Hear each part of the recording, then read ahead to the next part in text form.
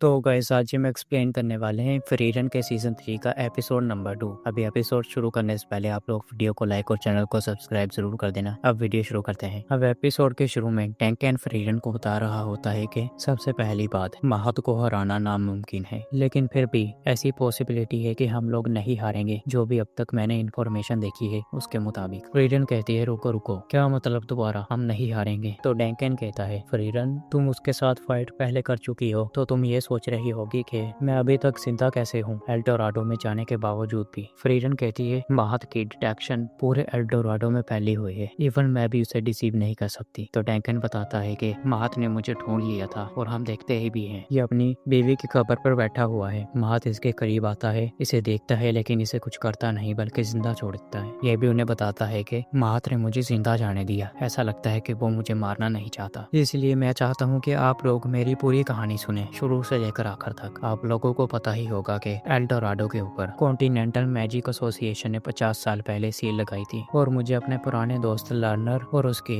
Second class met से कुछ Intel मिली थी, जिससे मुझे थोड़ा सा इन्फॉर्मेशन के बारे में पता चला। अब हम उसी लड़की को देखते हैं जो कि कुछ लड़कियों के साथ बात कर रही होती है जिन्होंने क्यूट सा बन खरीदा हुआ है रैबिट वाला। तो ये भी खरीदने के लिए चली जाती है और लर्नर इसे सब कुछ खरीद कर दे देता है। तभी स्टार्क से बोलता है मिस्टर डंकन इतना कुछ बताने की जरूरत नहीं है, हमें बस जरूरत की बातें बताइए। तो वो कहता है ये ट्रांसफर मैजिक एक्सप्लेन करना थोड़ा सा मुश्किल है, कभी कभार हमें समझ नहीं आता ठीक से। अभी हम फिर से उन दोनों को ही देखते हैं जहाँ पर ये लड़की उससे बोलती है लर्नर से कि आपको मेरे लिए इतना कुछ खरीदने की जरूरत नहीं थी। तो लर्नर कहता है ये तो कुछ भी नहीं है उन पैसों के मुकाबले में जो मैं आप तुम्हारी फैमिली के हेड को दूंगा, सेकंड क्लास मेज ईडल। ईडल कहती है क्या कॉन्टिनेंटल मैजिक एसोसिएशन से कोई रिक्वेस्ट आई है फर्स्ट क्लास मेज? लर्नर तो लर्नर कहता है ये कोई उनकी तरफ से तो नहीं आई, लेकिन ये मेरी पर्सनल रिक्वेस्ट है। तो वो कहती है नहीं मैं ये जॉब नहीं कर सकती। तो फिर लर्नर कहने लग जाता है कि फर्स्ट क्लास में जिसमें कोई भी ऐसा नहीं है जो तुम्हारी तरह मेंटल मैजिक को यूज कर पाए। एक है मेज मेदूदे नाम की, लेकिन मैं उसे इसके लिए नहीं बुला सकता। अब ये दोनों चलना शुरू कर देते हैं। वो इससे पूछती है तो ये रिक्वेस्ट किसके बारे में है? ये बताता है एल्डोराडो के बारे में। तो वो बोलती है एल्डोराडो तुम्हें पता है ना मेरा ये जो मेंटल मैजिक है ये डीमंस के ऊपर काम नहीं कर सकता। हम डीमंस और इंसान बहुत ही ज्यादा डिफरेंट होते हैं, मेरा मैजिक उनके ऊपर काम नहीं करेगा। यानी कि कहो कि जो मैन मेड मैजिक है वो डीमंस के ऊपर काम नहीं करेगा। अभी लर्नर इसे एक जगह पर लेकर जाता है जहाँ पर एक ब्रेसलेट पड़ा हुआ है। ये उसे बताता है कि ये है स्टोन ब्रेसलेट ऑफ सोवेरेनिटी। इसे सेज हैविग ने मिथिकल ईरा में बनाया था। ये इकलौती चीज है जिसकी मदद से हम लोग डीमन के माइंड को कंट्रोल कर सकते हैं और ये उसका रेप्लिका है, असली नहीं है। और जो असली वाला ब्रेसलेट है ना वो महत ने अभी पहना हुआ है अपने हाथ में। वो जो फोर्टिफाइड सिटी के फ्यूडल लॉर्ड थे ना उन्होंने कुछ पैसों के लिए यानी कि अमीर बनने के लिए महत को ये पहनाया था ताकि वो सब कुछ गोल्ड में ट्रांसफॉर्म कर दे। अब जो महत ने ब्रेसलेट पहना हुआ है ना इन्हें लगता है कि वो थोड़ा सा खराब हो चुका है। तो लर्नर इससे बोलता है तुम इकलौती लड़की हो जो ये काम कर सकती है। यानी कि ये बोल रहा है कि ये लड़की महत के ब्रेसलेट को रिस्टोर करेगी।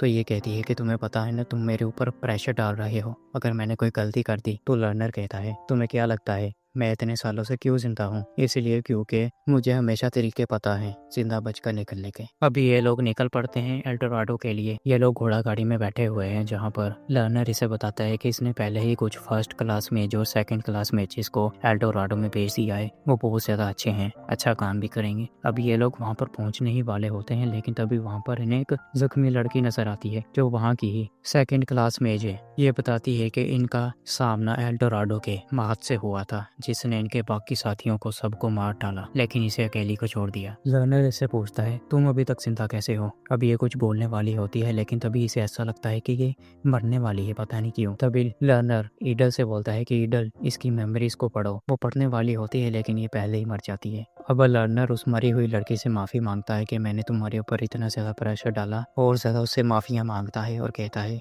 अब मैं एल्डोराडो में और ज्यादा जल्दी जाना चाहता हूँ। अब ये दोनों वहाँ पर पहुँच जाते हैं और उसके बैरियर को ही देख रहे हैं। ईडल कहती है आम इंसान तो इस बैरियर को देख भी नहीं सकते। लर्नर बताता है ये बैरियर इंसानों के लिए नहीं बल्कि डीमंस के लिए बनाया गया था और यहाँ के जो वाकई रहने वाले लोग थे वो तो कब के जा चुके हैं। कुछ लोगों को तो इसके बारे में याद भी नहीं होगा, लेकिन फिर भी कुछ मास्टर थे जो यहाँ पर गोल्ड को लेने के लिए आए थे, उनमें से कोई भी जिंदा वापस नहीं आया। और महत का ये जो बनाया गया गोल्ड है इसे कोई भी खत्म नहीं कर सकता।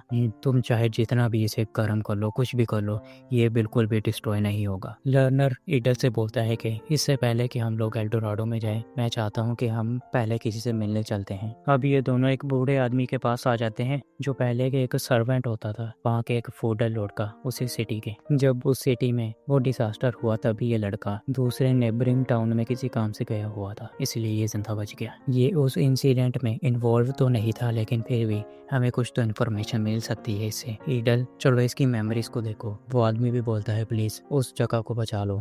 अब वो इसकी मेमोरीज पढ़ती है और कहती है ये तो बहुत ज्यादा है, क्या हम लोग शॉर्ट नहीं कर सकते इसे कोई इंपॉर्टेंट जगह पर? तो लर्नर बताता है 60 साल पहले फ्यूडल लॉर्ड्स ने महत के ऊपर वो ब्रेसलेट लगाया था। अब ये कहती है ठीक है और उसकी मेमोरीज पढ़ना शुरू कर देती है। ये देखती है कि वहाँ के जो फ्यूडल लॉर्ड हैं वो महत को वो ब्रेसलेट पहना रहे हैं और कहते हैं कि हमारी जो फोर्टिफाइड सिटी ऑफ व्हील्स है, यहाँ के लोगों को तुम बिल्कुल भी नुकसान नहीं पहुंचाओगे, बल्कि तुम यहाँ के लोगों को सर्व करोगे। अब ये मेमोरीज देखने के बाद लर्नर को भी सभी कुछ बताती है और कहती है चलो लर्नर यहाँ से चले, मैं एल्डोराडो में जाना चाहती हूँ। और जाने से पहले उस आदमी से पूछती है क्या मैं पूछ सकती हूँ कि फ्यूडल लॉर्ड्स ने उसे मैनिपुलेट क्यों किया था महत को? तो ये बताता है कि मैंने सुना था कि वो लोग बहुत ज्यादा पैसा चाहते थे इसलिए। तो वो कहती है ठीक है। अब ये लोग निकल पड़ते हैं। अब ये लोग रास्ते में जाते होते हैं जहाँ पर कुछ बातें करते हैं। ईडल कहती है सदियों से बहुत सारी कंट्रीज ने गोल्ड को करेंसी की तरह यूज किया है और ये गोल्ड एक ऐसी चीज है जिसकी वजह से कोई भी तबाह होने वाली सिविलाइजेशन को हम लोग वापिस से खड़ा कर सकते हैं। लेकिन जो गोल्ड रिफाइन ही नहीं हो उसका क्या फायदा? यानी जो महत का गोल्ड है उसे ये लोग रिफाइन नहीं कर सकते, उसका कोई फायदा ही नहीं है ले जाने का। अब ये लोग पहुंच जाते हैं सिटी के अंदर जहाँ पर महत ने देखना क्या हाल किया हुआ है लाशों का, कैसे उन्हें लटकाया हुआ है। ये लोग तो थोड़ा सा डर जाते हैं, लेकिन तभी इनके पीछे से महत आ जाता है। लर्नर कहता है वेल मैंने ये एक्सपेक्ट नहीं किया था। महत कहता है तुम्हें पता है ना, तुम लोग यहाँ से वापिस जा सकते थे, लेकिन फिर भी तुम यहाँ पर घुस आए। अब मुझे फिर से इन्हें डेकोरेट करना पड़ेगा तुम्हारी लाशों से, तुम लोगों को जिसकी वजह से मुझे इतनी मुश्किल सहनी पड़ती है। तुम असल में मेरा सुकून बर्बाद करते हो। और लड़ने के लिए तैयार हो जाता है भाई, अपनी केप फेंक दी उसने और उसे एक स्वॉर्ड में तब्दील कर दिया। महत इन्हें डेयर डेविल बुलाता है तो लर्नर उसके ऊपर अटैक कर देता है, लेकिन महत को तो कुछ होता ही नहीं। और लर्नर कहता है तुमने हमें डेयर डेविल बुलाया, वेल मुझे खुशी हुई, आज तक किसी ने भी मेरी इतनी तारीफ नहीं की। और यही पर ये वाला एपिसोड एंड हो जाता है। आई होप कि आपको ये वीडियो अच्छी लगी होगी। अगले वाले एपिसोड में हम देखेंगे महत और लर्नर की लड़ाई। अगर आप लोगों को वीडियो अच्छी लगी है तो वीडियो को लाइक करें, चैनल को सब्सक्राइब करें और मैं आपको मिलता हूँ नेक्स्ट वाली वीडियो में। और हाँ, मुझे कोई और मांगा या मानवा भी रिकमेंड कर देना जिससे मुझे व्यूज आ पाए और आपको भी पसंद हो। अभी मिलते हैं नेक्स्ट वाली वीडियो में। Till the take care, bye bye.